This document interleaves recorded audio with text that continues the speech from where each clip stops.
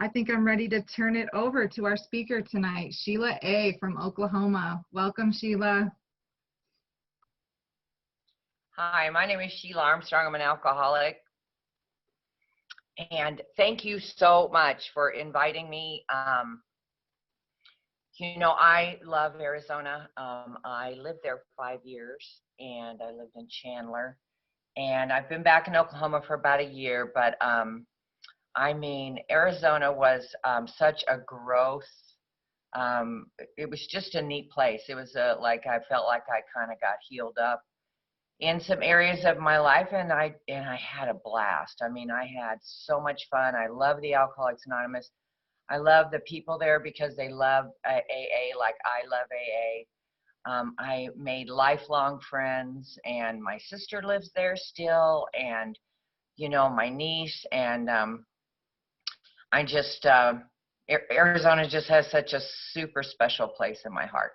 And I've been to Flagstaff. I've been all over your state. It was, why not? I mean, if you're going to live there, you might as well go somewhere, right? And so just don't stay near a cactus and sit there. You got to get out and see the world, And so thank you, Tiffany, so much for having me tonight. And, I love Alcoholics Anonymous. I don't think I can ever repay AA for the life I've had. I like to say I'm a simple gal that's led an extraordinary life, and that's what you get to do here. I was kind of a gypsy my whole life. I mean, I'm still kind of a gypsy, but and I tried to explain that to my sponsor when I was new, that I was just a gypsy, and I kind of came and flew in meetings and flew out, and I was kind of a gypsy. And she told me that no, I was probably self-will run riot, and that's the kind of sponsor I had. So, she would say nice things to me like that all the time. But, I found AA taught me so many things, taught me how to be committed, committed to when you say you're going to be somewhere, be there, do what you say you're going to do, and be where you say you're going to be. That was a spiritual principle she taught me. And that was an odd thing for me. I might show up, I may not show up. Who knows what I would do before I got to Alcoholics Anonymous. And, and so it was so many people, talk about finding God and things like that. She wanted me just to get to the meeting on time. Why don't we start with little baby steps? And, don't drink, don't drink in between meetings. Good idea. And those are the things that I took baby steps. I mean, she spoon fed me. Alcoholics Anonymous, my first sponsor, and I will always be so grateful to her. Today, my sponsor is Peg Martin. She lives in Bellevue, Nebraska. She's been sober since Jesus was a baby. Yeah. And, she's been my sponsor for 28 years, and I love her. And my old timers are they've always been my pillars, and they've been ahead of me on the path, and so many now are going to the big meeting in the sky. And I don't want to water down anything that Alcoholics Anonymous has given me or taught me. I have a dress on tonight. I was taught to wear a dress if you're going to speak or give a cake or help somebody or, participate behind the podium. Dress up. You dressed up for the hymns, you can dress up for the podium, and I'm like, okay. And so, these are the kind things she'd say to me. And, I needed it. I needed tough love. But when I needed compassion, she always knew exactly when to give it to me, and I always talk about her like she was a hard sponsor. My sponsor today is kind of a hard sponsor. But, I'm not the easiest person to sponsor. I have gotten me tenfold in sponsoring others, and I remember I was having a tough time with this gal I was sponsoring, and my stepmother's in Al-Anon and been in Al-Anon for over 50 years. And her sponsor, who I loved, she would say, she goes, what's going on? And I go, well, I'm just trying to catch this girl, and she's running around this conference. I'm trying to find out where she is. She said, And I said, gosh, it's just hard, you know. And she said, yeah, every light attracts its own bugs, you know. And so I've gotten everything back, you know. So if you're not being a good sponsee, hang in there. You'll get one just like you. You'll get about 100 of them. I trust me, over the 35 years. I've been sober since December 15th of 1984. And, you know, and for that period of time, I'm really grateful. No one thought I would see the first snow in Oklahoma, let alone stay sober, you know, any length of time, and nor did I. And, you know, what happened was I just fell in love with Alcoholics Anonymous, you know, and you taught me so many things that, and you love me. You know, my sponsor, she, she loved me when, and the kind of love that she would give me sometimes was kind of showing me how to be disciplined. And those things were things I needed for life. I was going to need them to learn how to be disciplined and go to work and get there. You know, she says, Sheila, on time to the meeting is late, and early is on time. And so she taught me how to do that with work. You know, maybe if you get there early, you know, they won't be wondering if you're coming back. You know, try get there a few minutes early, you know. And you know, I would sit up front. She would want me to sit up front because I like to sit back in the back row of the meeting, and on judgment row, you know, so I can judge. And she would say, I want you to sit up front. I said, I don't want to sit up front. It's too close, you know, I might catch something like alcoholism or something. So, you know, so she, so, and so those are the things that, you know, when I was in when I go to, you know, started a new job, I was in training, you know, she'd say, sit up close, you know. And, you know, those are the things that I learned that have stead me well for many years. And, you know, I was born in Oklahoma to two normal alcoholic parents, and they got divorced before I remembered they were married. And I have a brother that's 13 months younger than I am. And, you know, he and I, my dad, they got divorced, and my dad went to California, and my mom, you know, took care of us. I love my mother. She was a nurse. I thought she was like the most beautiful woman ever. She would come and pick me up from school, and I'd be like so proud that she was my mom, you know. And back then the nurses all wore white, and they'd wear the caps, and she would come in, and on a cold winter day she'd have this navy cape that she wore. I mean, she just came in, and everybody's like, is that your mom? I'm like, yeah, you know, that's my mom. And I loved her so much. She always smelled like peppermint, you know, and I know why now. And my mother loved to drink, and my mother loved to leave. You know, my mother was always leaving. She would get drunk, and she would be gone for weeks or months at a time, and we'd be at our grandmother's house. And I would just, I remember I just wanted her to come home. You know, I wasn't ever really mad at her. I just wanted her to come home. And one day, my brother and I we were at my mother's house, and my grandmother's house, and this lady came to visit one day, and the next day our bags were packed, and we went to live in the first of many foster homes that we would live in. And, you know, we went in and we were there for a few months, and we got to go visit my grandmother for the weekend for Easter. And so we were so excited to see our grandmother, and it was Easter weekend, and my mother showed up. And she showed up like on the Friday night, right after we got there. And it was the most magical weekend, as she was magical, you know. And, you know, she fixed my hair just right, and got me a yellow dress. And my brother, you know, we got all dressed up. We had Easter baskets, and we went to church, and they cooked, and we talked. It was just her and I. We were laying on the bed, and we were talking, and I was just a little girl, but it was like I was a grown up all the time, you know. And she said, Monday, she goes, I'm gonna go back. I'm gonna get my job back at the hospital. I'm gonna get my job back, and I'm gonna get you kids.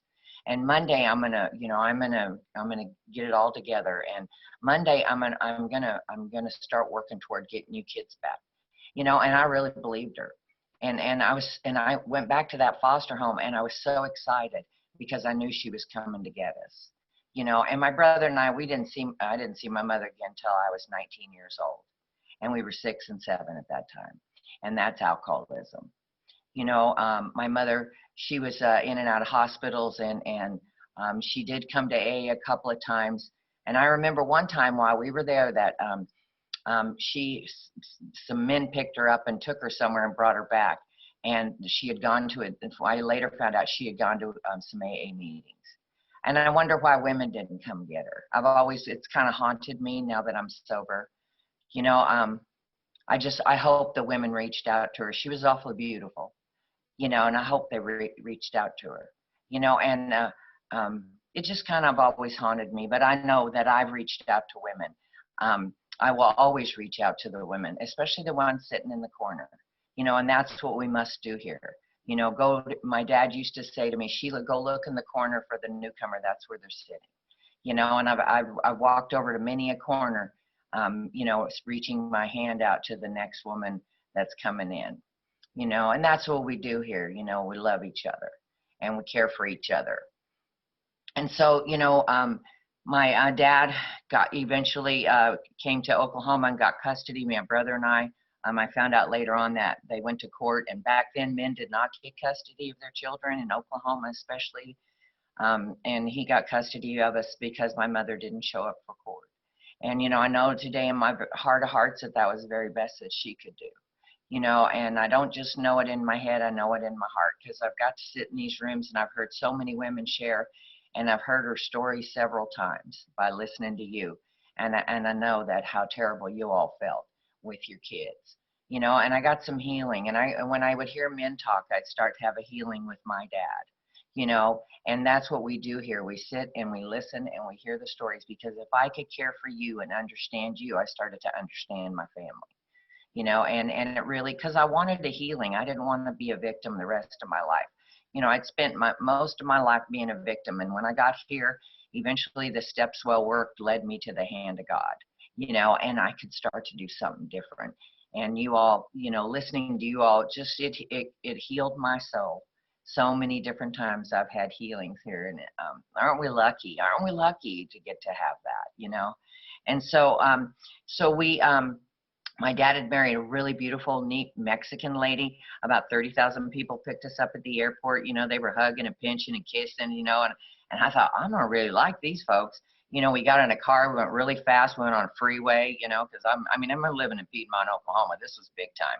We're on this freeway in Los Angeles, and we went to my Tio Mondo's house, and, you know, and there was fiesta and there was food, and they were crying and they were drinking and laughing and fighting and making up. And I loved them. I thought, I love this. This is crazy. I liked it. And so, you know, one morning we got up, and I said, you know, to my dad, where's mom? I mean, Irma. And he said, you know, she went to go take care of your Uncle Mondo. He's sick, you know, and I wouldn't see her again until I was 18 years old, you know, and that's alcoholism. And she didn't know about Al-Anon, but she knew that she was running away from alcoholism. She didn't know what she was leaving, but she was leaving alcoholism. You know, and then we went to live in Arizona. Right after that, like the next day, we went to Arizona and we lived with my aunt and uncle. My uncle was a foreman on the Verde Filter water plant, at the Verde Filter water plant, became a foreman there. And we stayed there until, and when I was 10 years old, something magical happened in my life.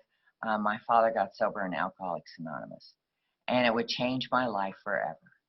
You know, and he was getting sober in Los Angeles, and then we came to Los Angeles again. We would go into yet another foster home, and he and his sponsor, my dad, was living in a 12-step home. It's not like sober living. I mean, this was a gutted house that had cots in it, and men were detoxing and getting sober. It was really rough.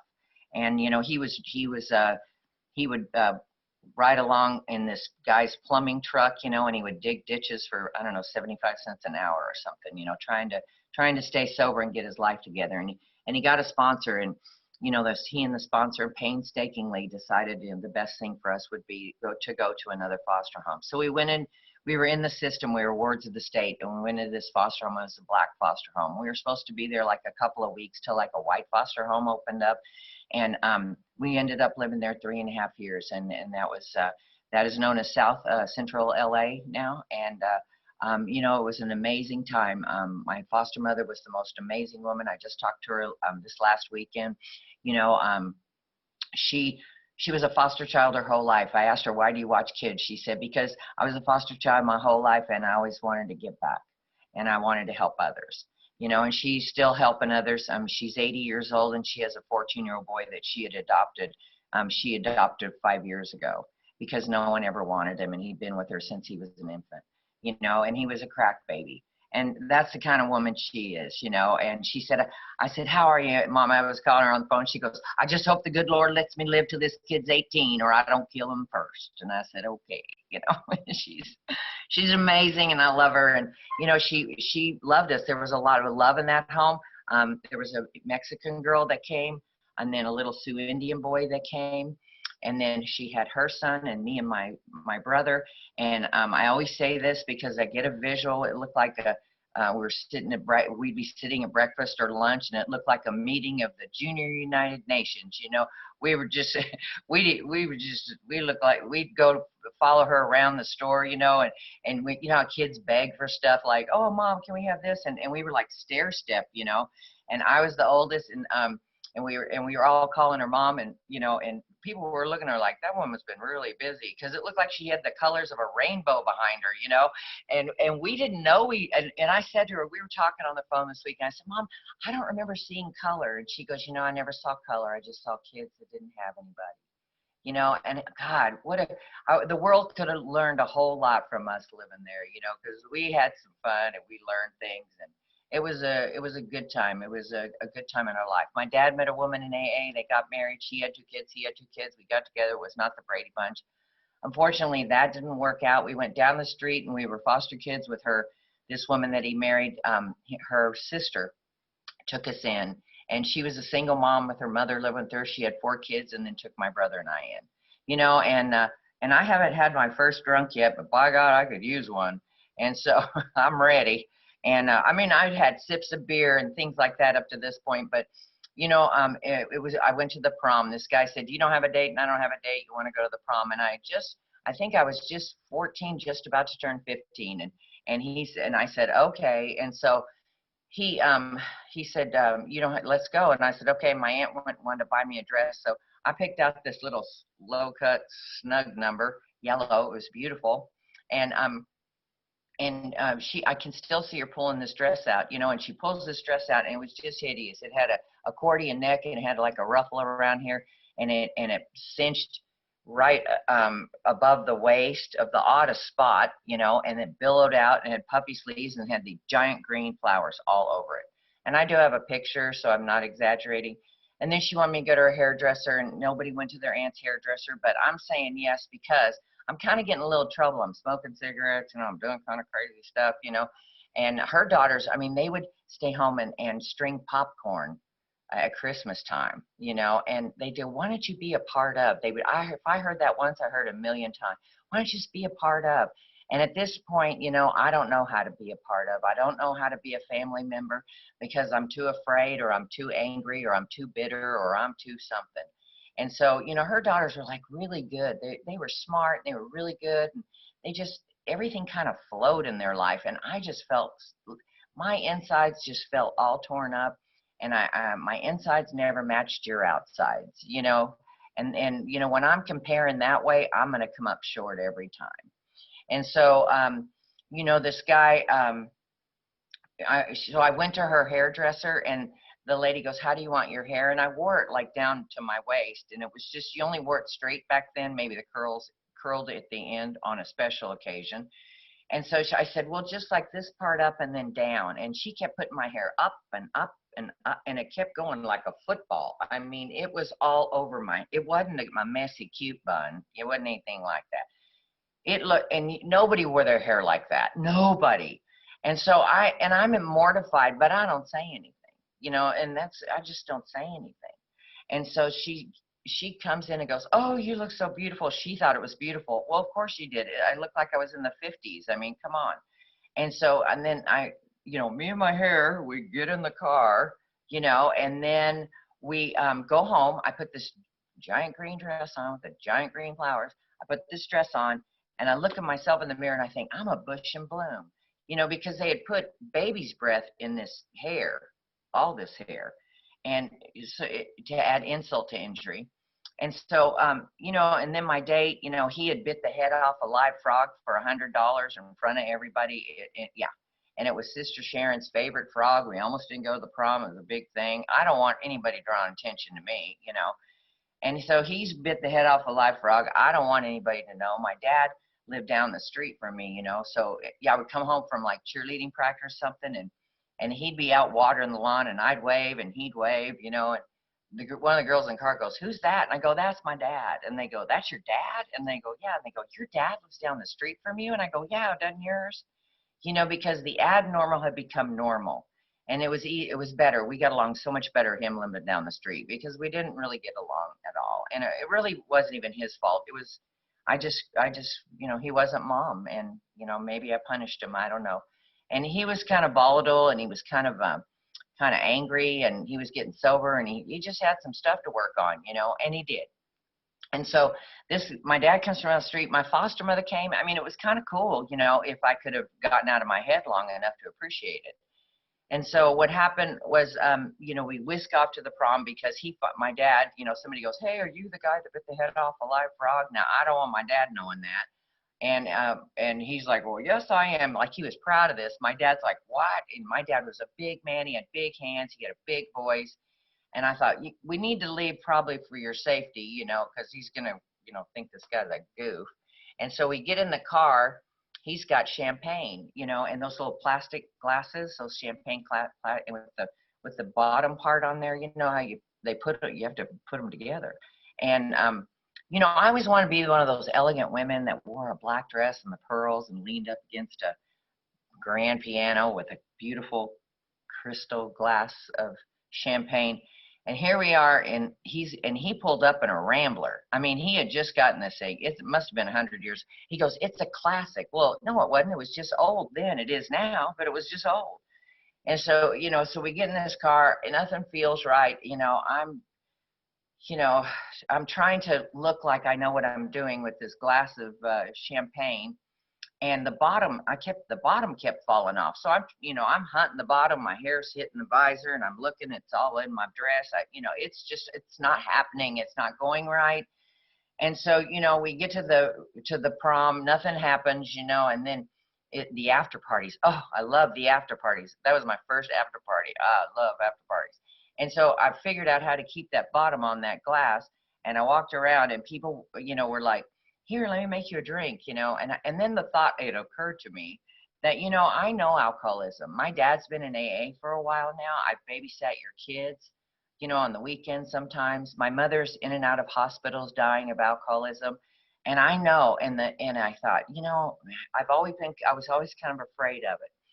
And then I thought, and so, you know, I thought, you know, I was just, maybe I shouldn't be doing this. I had this, you know, this kind of thing going on. And then I thought, oh, it's not going to hurt me. This little old glass, nothing. I had 150 of those puppies. Let me tell you what happened. My hair got long and straight. You know, those flowers flew off my dress, and frog lips started looking really good, you know. And so, and that would be like, that was how my drinking it changed my perception of reality. I love how Clancy talks about the disease of perception, because nothing really changed. You know, my hair is still looking like that. You know, my dress was the same. He had still bitten the head off a live frog. I mean, it all was the same, but in my heart, it had changed. And earlier that day, I thought about my mom, you know, and I thought, I wish she could see me go to the prom. And then I stuffed it down like I did a million other times. I just stuffed that feeling down, and I went on.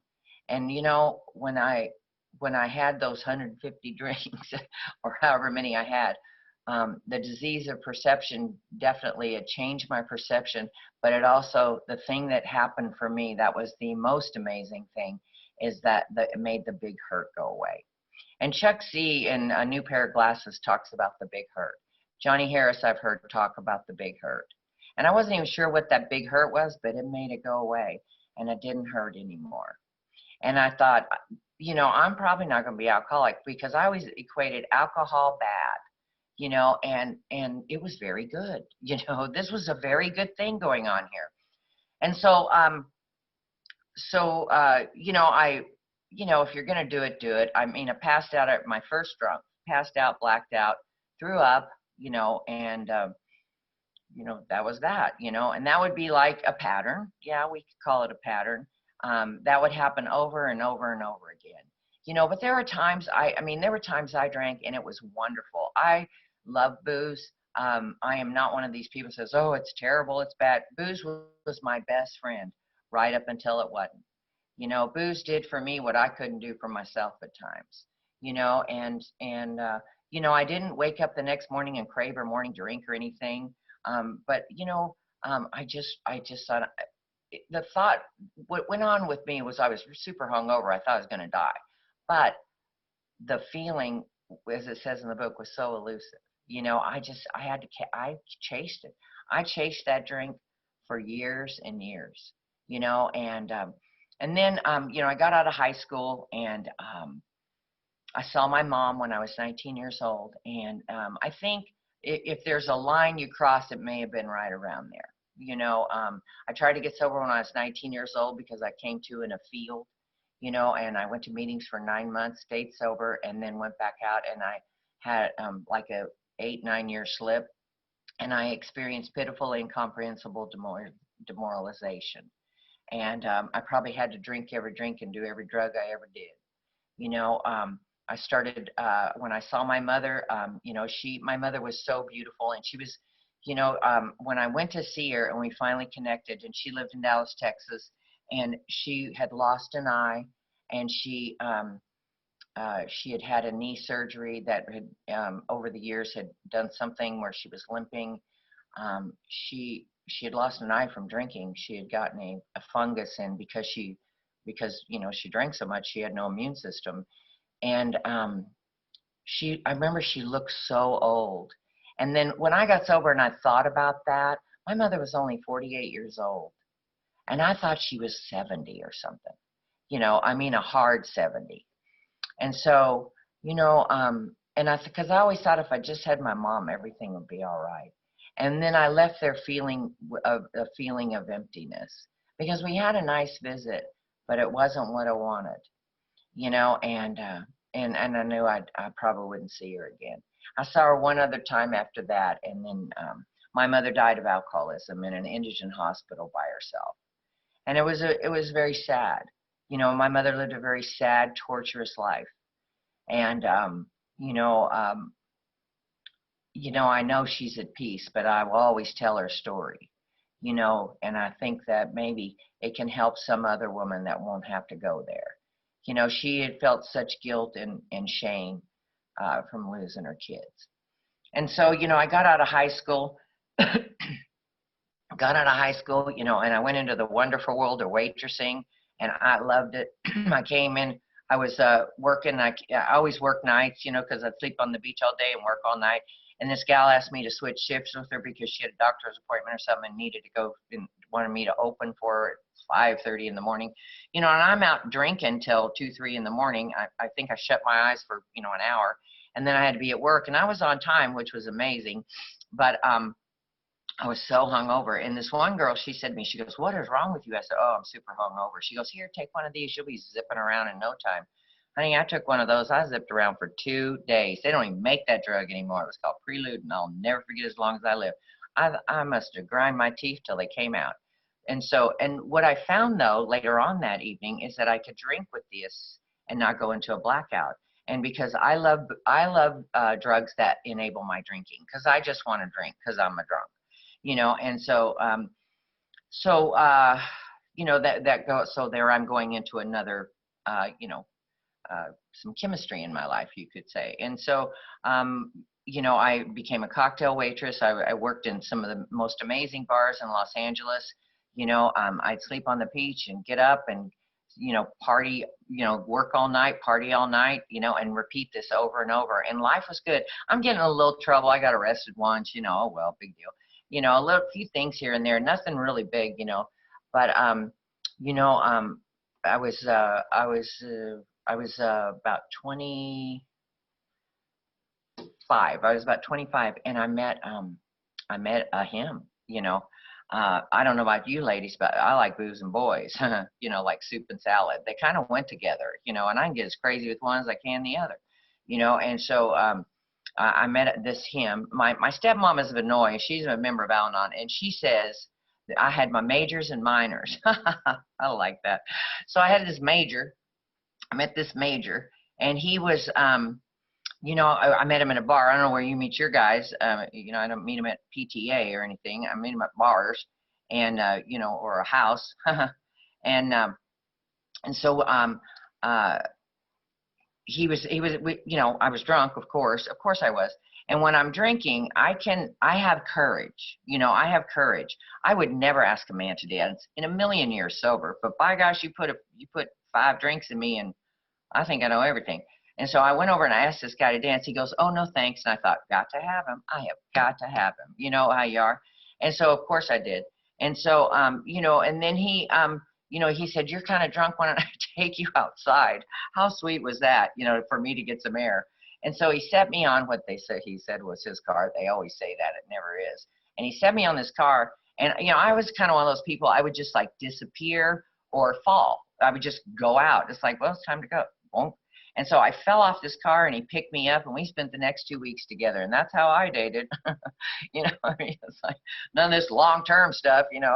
And so, we were together. We kind of, we were together, and I'm sure I loved him as much as I could love anyone at that time in my life. And, I found myself pregnant, and he didn't want to be. And we were together. He left when I was 8 months pregnant. And one more time I'm thinking, what's wrong with me? What is so unlovable about me? And I had that reoccurring feeling for many years until I got here. And, he just left. And I had this beautiful baby boy, and I loved him from the minute I saw him. And I thought, this is it. This is going to fix me.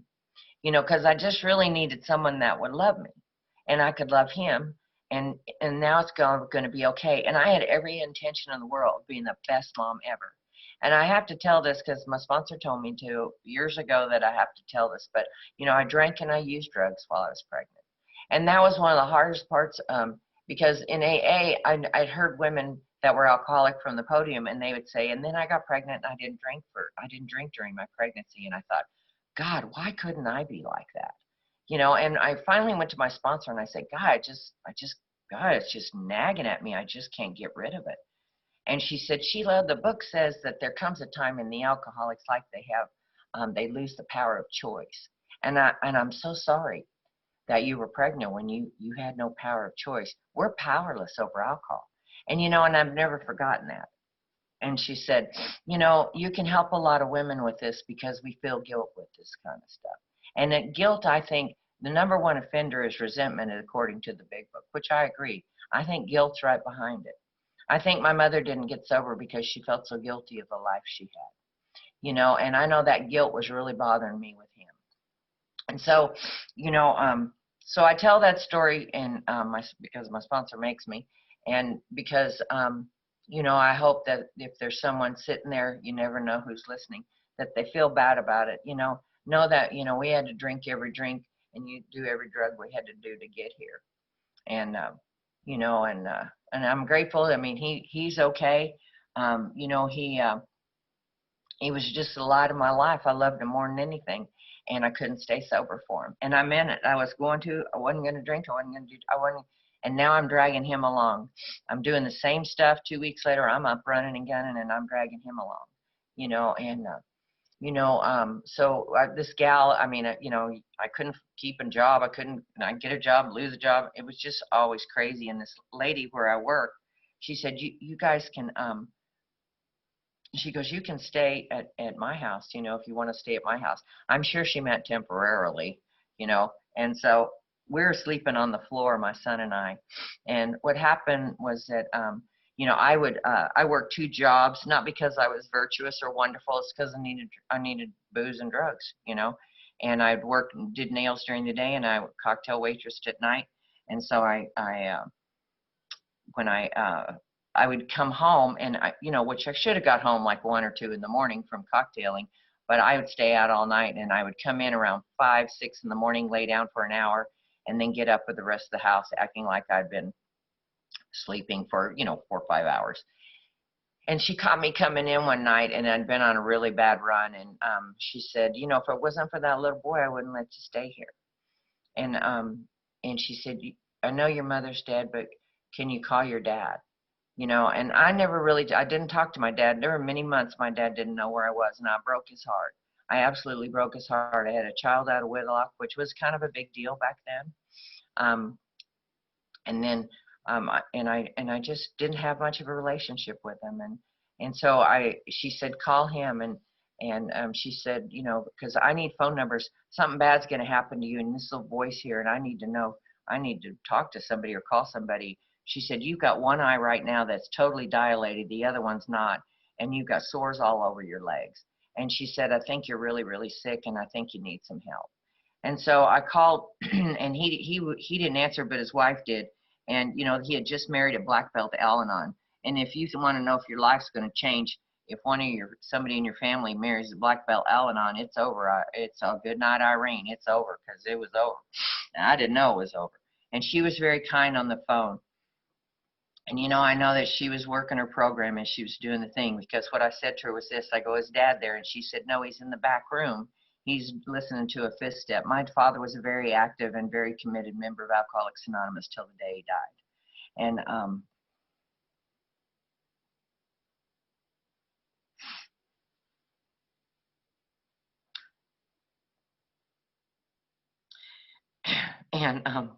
And I said to her, I'm going to put Brad in a foster home, and I'm going to walk the streets, because I can't really do this anymore. And she didn't ask me what this is. She didn't ask me a ton of questions. She just said, don't do anything. Your dad will be out of that room in a minute, and I promise you, the minute he comes out, I'll have him call you. You know, and true to his word and true to her word, he did call me, and I wasn't there because I went and got drunk. Because that was probably the most honest thing I'd ever said. And, you know, long story short, he sent me a one-way, non-cashable, non-refundable, non-anythingable ticket.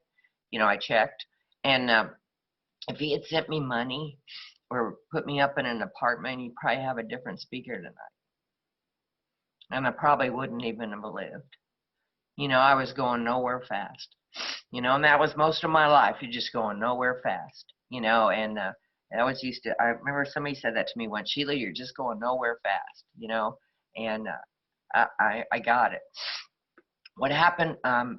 What happened eventually is I moved to Oklahoma with this little boy, and you know, I'd love to say, and then I got sober. I walked into the beautiful doors of AA, and I felt at home, and the 12 golden steps, and that did not happen. I mean, I still was running and gunning.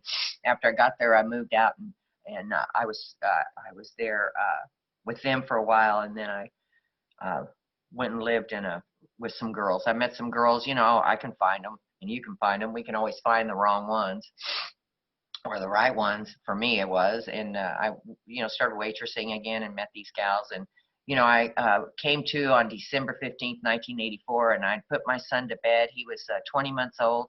I put him to bed, you know, the night before, and then went out, and they watched him, I guess. And I just went into a blackout, and I came to, I had mud all over me. It was really, really cold in Oklahoma on December 15th, 1984. It was about 22 degrees. And I thought, I woke up and he wasn't there, and I went and looked in my roommate's room and he wasn't there, and I thought, my God, he's gone outside and froze to death. You know, because that can happen here. You know, and I was calling for him, and I was running all around, and my roommate got up and she goes, where were you? You know, those questions they ask you that you don't have any idea, where were you? And I said, I can't find Brad. And she goes, he's right here. And this was my moment of clarity, and I don't ever want to forget it. You know, he was walking down the hall, and he had little yellow jammies on with the feet in them, you know, and he put his little hands up and he goes, Mom, you know, and I hugged him, and I said, Mommy's going to get some help. I'd gone to some open meetings with my parents because, you know, when you live in their house, you had to go to something. So I went to some open meetings, and this gal, Mary, gave me a little piece of paper with her name on it and her phone number. And she said, that's what we did back then. And she said, you know, I know you're new here, and I just want to be your friend. And she didn't ask me if I was alcoholic. She didn't ask me anything. I just want to be your friend. Maybe give me a call and we'll go for a cup of coffee. You know, and I got up that morning, and I remembered that she had put that little piece of paper 2 months before, and on that number on a piece of paper, and I looked at my purse, and it was still at the bottom of my purse. You know, and I lose everything. I'm surprised that's still there. And as God would have it, I called that number. She wasn't home, but her husband was. And Greg said to me, he said, "Are you drunk right now?" And I said, "No, I'm hungover." He goes, "Well, you need to get your over here." He said, "I know your dad." And he had gone to meetings with my dad, and he said, "I know your dad." And he said, "And I know a little bit more about you than I probably should." And he said, "But you need to get over here." You know, and I did. And then my roommates watched the boy, and we went, and I went over there, and he sat me down at his kitchen table with a big book and a cup of coffee. And he said, "Sheila, you don't ever have to drink again if you don't want to." And he goes, "And you don't ever have to feel this way if you don't want to." And he said, "And everything is going to be all right." You know, and I've held on to that many, many times. And I've never felt that bad. You know, I've never felt that lonely. I've never felt, you know, I've stayed sober since then, and everything's been all right. You know, even in my worst of worst times, you know, eventually I knew everything was going to be all right because I had you, because I'm in the middle of Alcoholics Anonymous, because I sponsor people, because I still go to meetings. That little boy grew up. I met a man, I met a nice man. He wasn't in the program. He was a good man. And we got married. We had a little boy. Actually, I had twins. I had a little girl and a little boy. And the little girl died in my 8th month when I was 7 months pregnant. The little girl died. And, you know, Alcoholics Anonymous, you know how we are when one of us is hurt, you know, we circle the wagons, you know, and I've had the wagons circled around me many times in this program, and I've helped circle the wagons as well, you know, because we just got to pass it on and help others as much as we can. And so I had this great family and a good life for like 15 years, and it was amazing. And then my youngest son started drinking and running and gunning, and he you know, he got heavily involved in drinking and drugs, and he went and lived on the street. He lived in LA on the streets. He went to Las Vegas. He almost died there a couple of times. And I just thought, you know, I just kind of had to, I was so crazy I could hardly breathe. And that marriage fell apart, and my youngest son, you know, he was 18, but he stayed with his dad. And you know, and I was by myself, and the thoughts came to you, you know, what's wrong with me? You know, even in sobriety, you can feel that way. And what's wrong with me? And, you know, and there were months at a time I didn't know where my son was. And, you know, I'd get calls from hospitals and just horrible, horrible stuff. And, you know, he was about to go to prison, and he had been in jail for 9 months, and they said, "You're going to do 10 in and 10 out." And this man, I had helped his wife years before that, probably 10, 15 years before that. And he knew Brad, and he had taken a liking to Brad, you know, and he went to court. Brad was, it was like one of the things before they were going to sentence him, and he went and he talked to the judge, and he said, "This kid's not a bad kid, he's a sick kid." And he said, "Let him come with me, let me have him, and if he doesn't do everything I tell you, I'll bring him back to you." And, you know, my son, I want to tell you that he did everything that man, he had a 10-year run.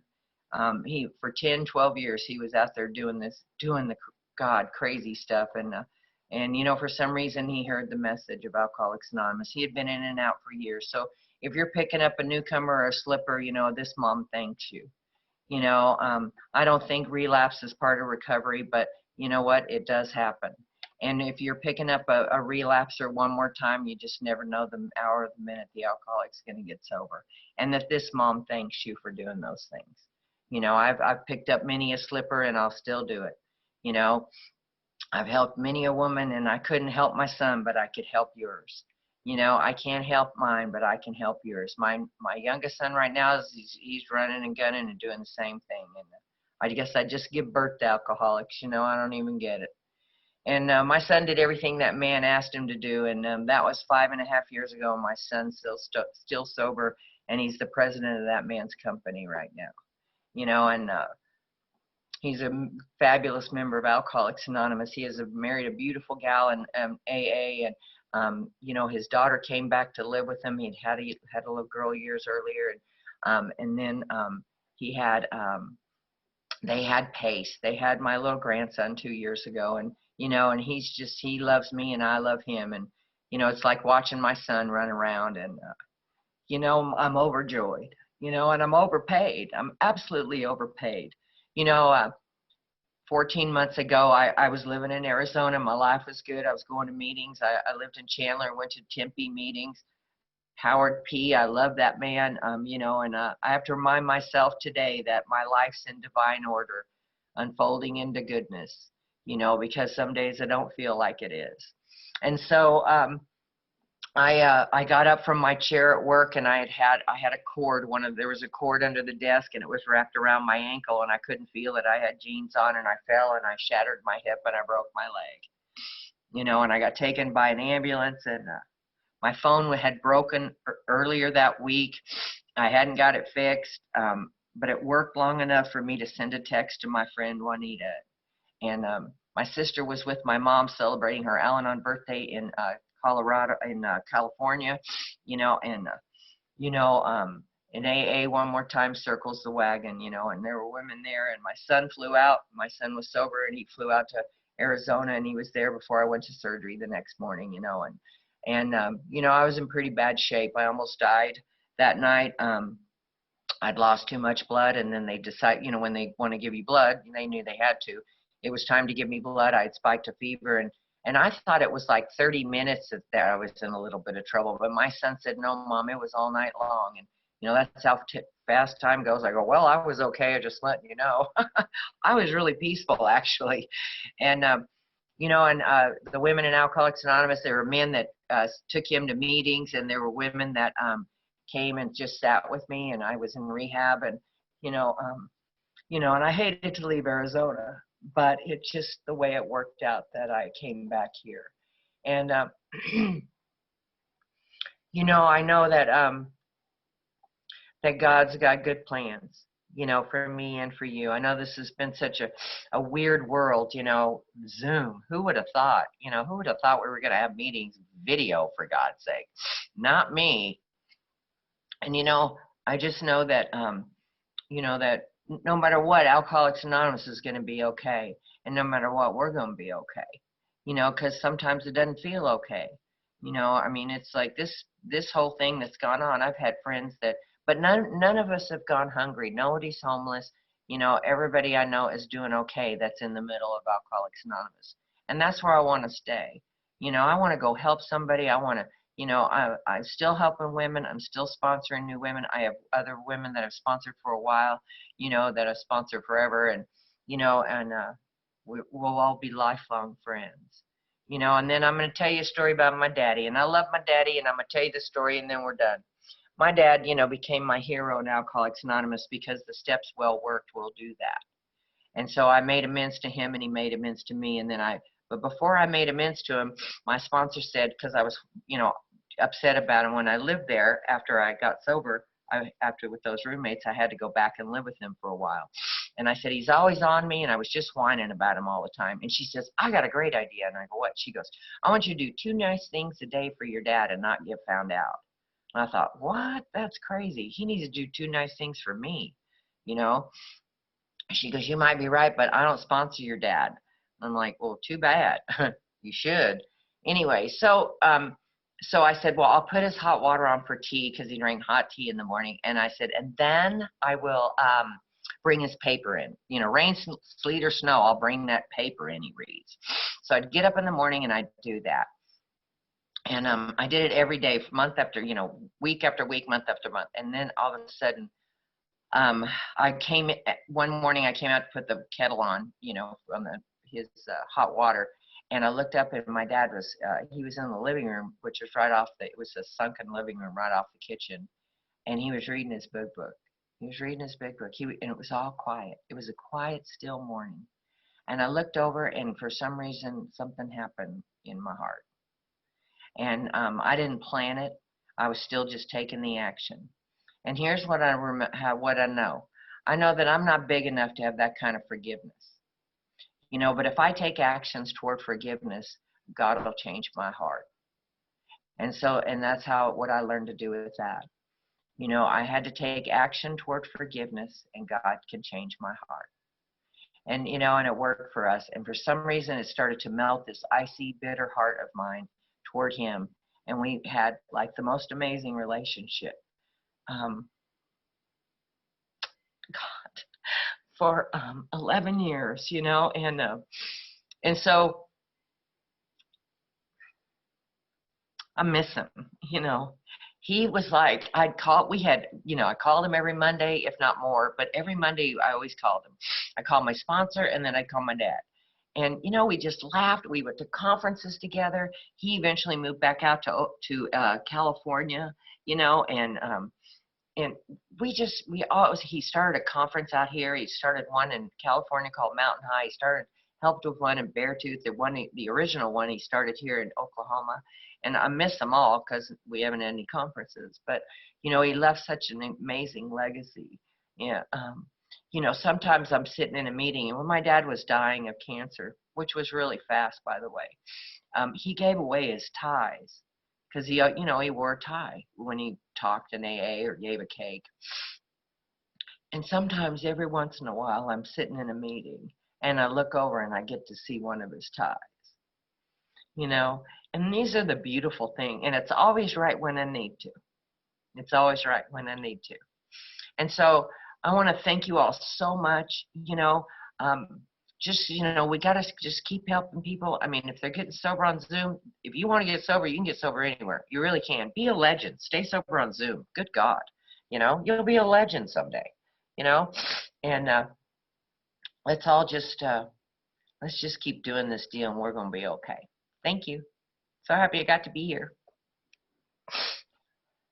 Thank you so much, Sheila.